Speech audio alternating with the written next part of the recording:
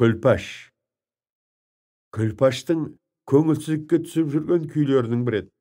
Үстінде өрім-өрім болған соң, әр жерінен бір түйіп қойған ескі көйлек, оның сыртында тозығы жетіп, тулаққа айналған қысқа ескі тон, басында селдіреген көне бөкебайдың ескі жұрнағы, бет-аузы көнектей ісік, тоңып бүрісіп, үйдің бұрышындағы пешке арқасын сүйеп, мұңайып, терең ойға шомған адамша Күлпаш отыр. Қасында жыртық күпіге оранып бүк түсіп баласы Қали жатыр. Үй суық.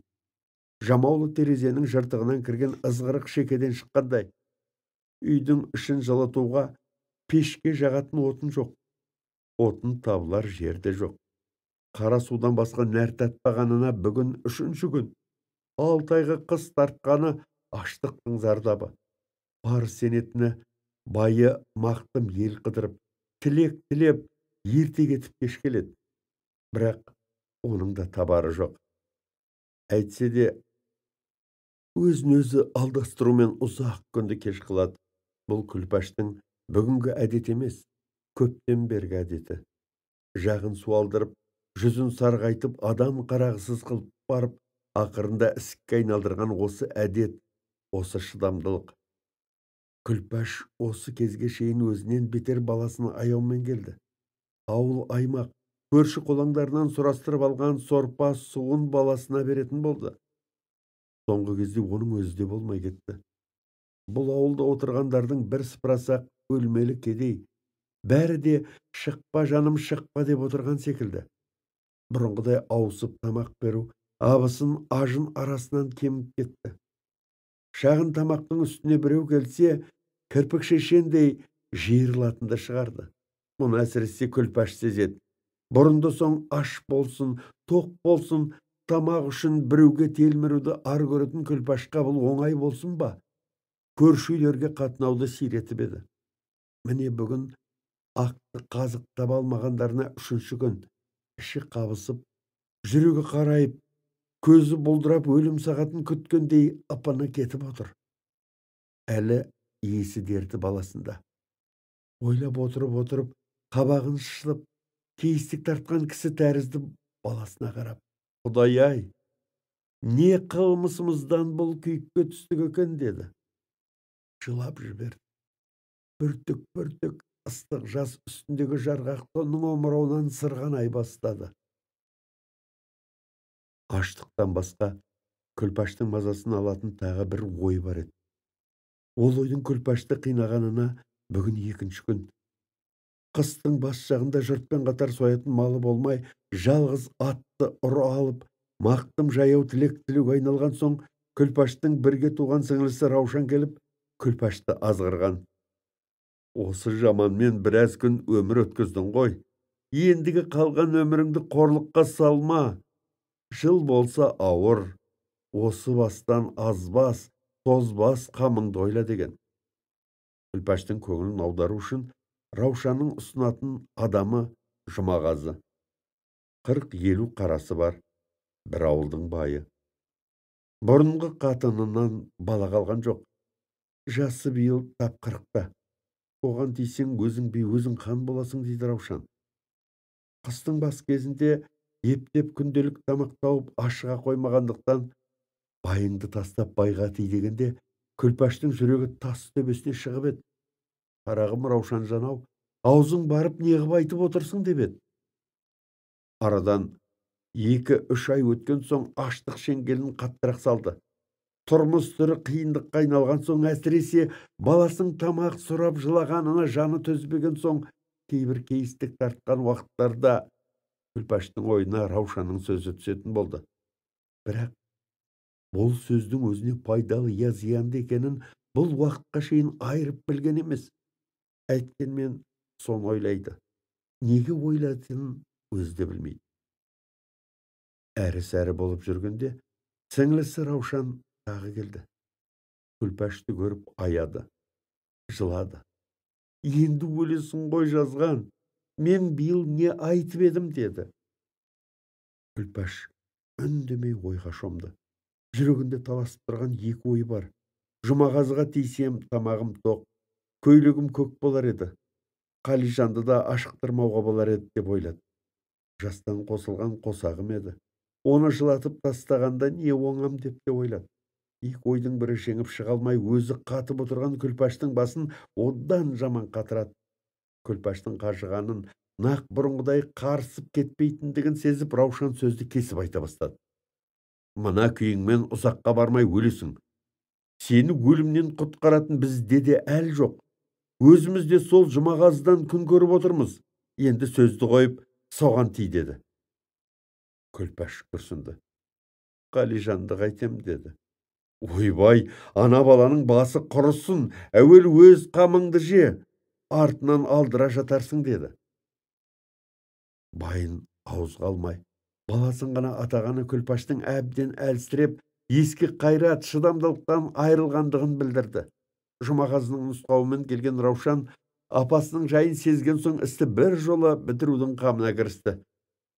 Күлпашты қызықтыра сөйледі. Не бар, тамақ соның үйінде. Бұзылмаған қазы, біреулі ет, шұжықтың саны жоқ. Әлі күнге дастарханынан нан үзілген емес. Сені алып беремін деп біздің үйдегі күйеуің сөз қылғанда, одан артық қатынды іздесем де таба алмаймын ғой деп қутың етеді. Бұзылмаған қазы, біреулі етті естігенде Күлпаштың аузынан су ағып ынтығуға айналды. Бүрліктірген аштық. Тамақты естіген соң Күлпаштың еркін алып жеңгендей, жүрегі дірілдеп, көзі қарауытып, тием деген сөз еріксіз аузынан атылып шыға жаздап отырып, әй қарағым-ай деп өксіп жылап жіберді. Қарағым-ай, өздерің білші, мен естен танған кісі ғой деді. Жамаулы күпіге оранып бүрісіп жатқан Қали жыбырлап, әже деді. Ау, қарағым деді Күлпаш. Әкем келді ме? Қарағым-ау, әкеңнің қарасы батсын. Таңмен кеткен Мақтым әлі қайтқан жоқ. Күн батуға барып қалды. Боранды ызғырық, азырақ серпіліп ашылып, бұлттың жегінен шыққан күн Мақтымның жамаулы терезесінің көзінен көрініп, босаға жаққан нұрлы сәулесін шаша бастады.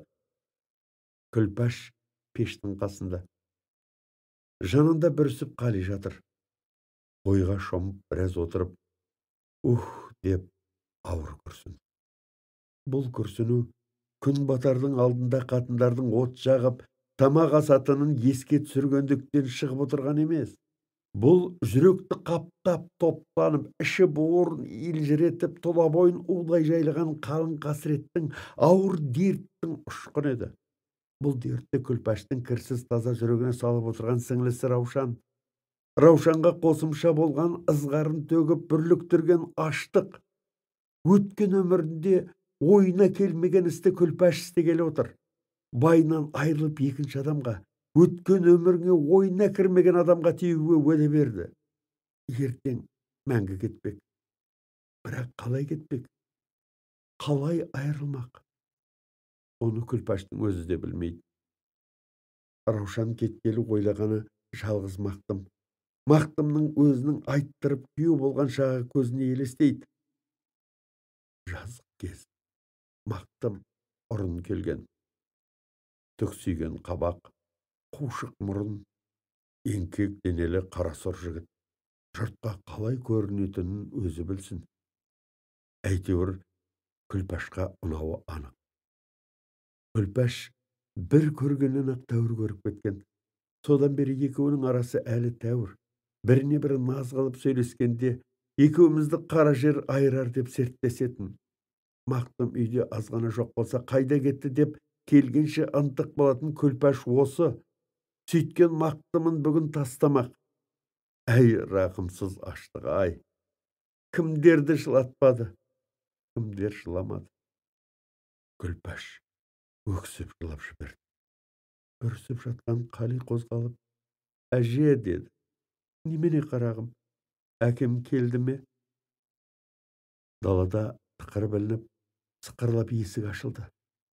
Қыржиып тырысқан қысқа тон, қаудырап қатқан жаман тымақ, аяғында қонышынан басылған жыртық етік, мойнында дорбасы бар, жағы суалып, көзі адырайып, адам бейнесі кеткен біреу есіктен кірді. Бұл Мақтым еді. Күлпаш жалт етіп қарады да мұңайып кетті. Қали басын көтеріп алып, әке, келдің бе?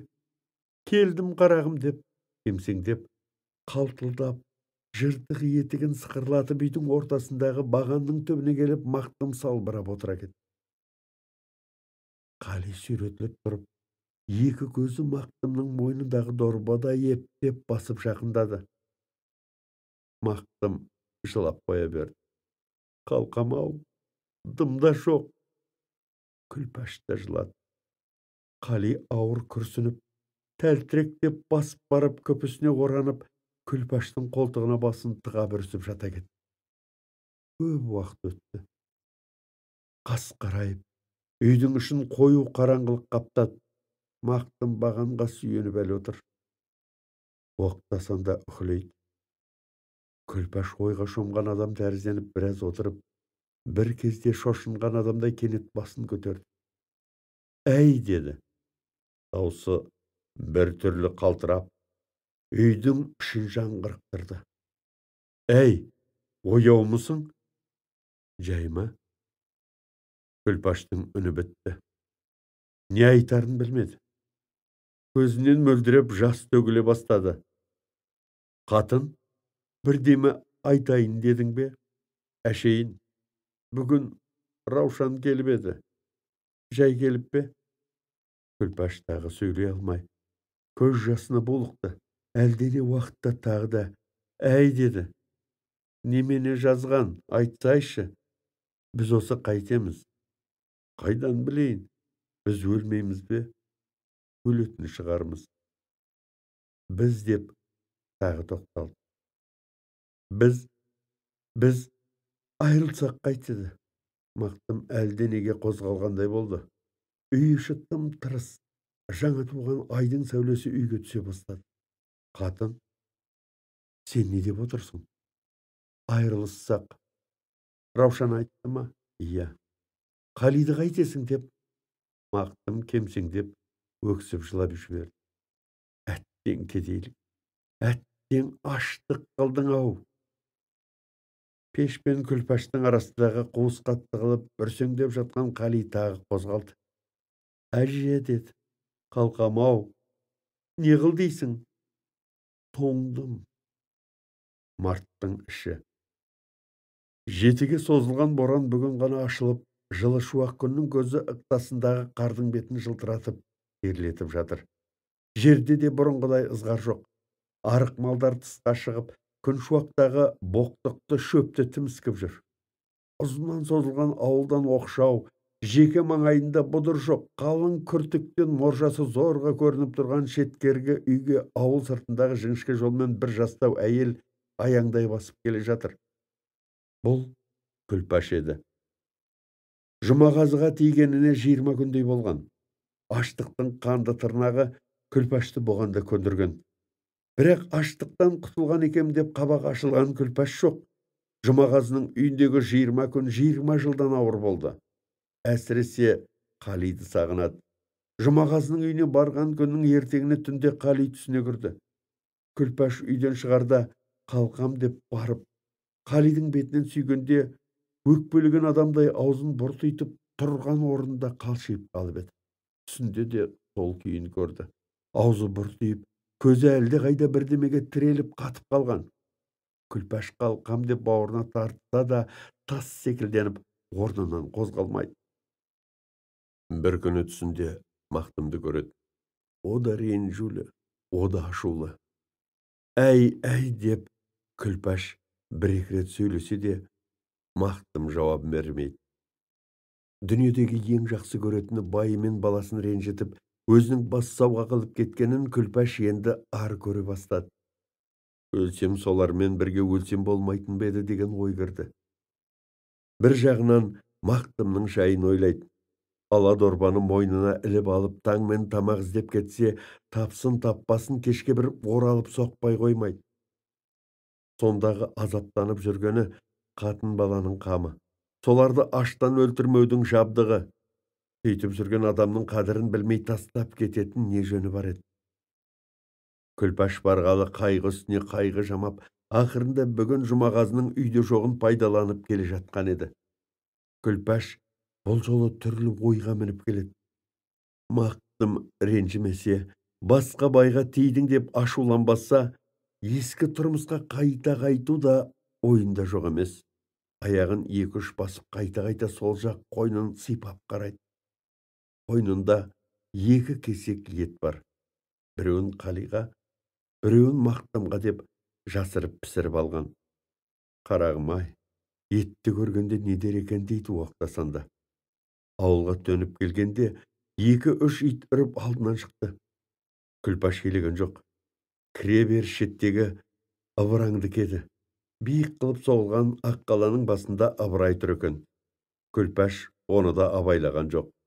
Жүрегі алып ұшып үйіне жеткенше асықты. Ыбырай танып, «Ау, келінбісің?» деді. Күлпаш сәлем қылды да жөнеле берді. Ыбырай бірдеме айтқысы келген кісі секілденіп, ақ қаладан аяғын бір-екі басып түсіңкіреп барып тоқтады. Күлпаш үйіне жетті.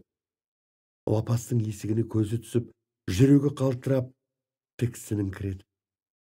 Есіктің алды күртік қар. Із дегеннен дым жоқ.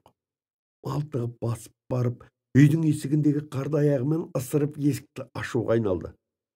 Жүрегі лүпілдеп соғып, көзі қарауытып бір түрлі қорқыныш пайда болғандай тәрізденді. Бірақ неден сезіктеніп қорыққанын өзі де біле алмады.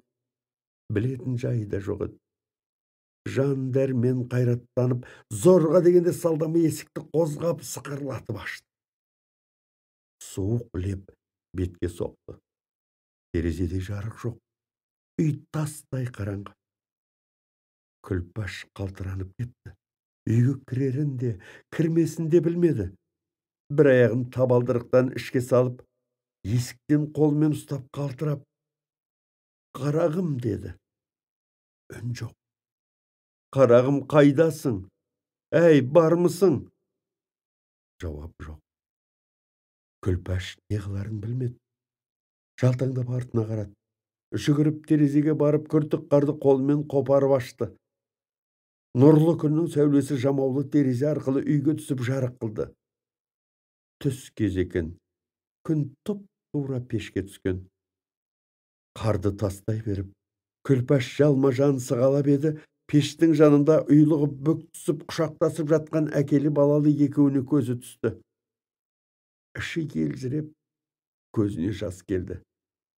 Ұйықтап жатыр екен деп қуанып, малтыға сүріне үйге кірді. «Қарағым, Қалижан, тұр!» Төніп келіп Қалиды сүйейін деп ұмтылғанда, көзі Мақтымның көзіне түсіп кетті. Көзі адырайып, аузы ашылып, тісі ақсиып жатыр екен. Күлпаш шошып, «Әй!» деді. Бұдан кейін не болғанын өзі де білмей өліп жатқан байы мен баласын құшақтай құлады.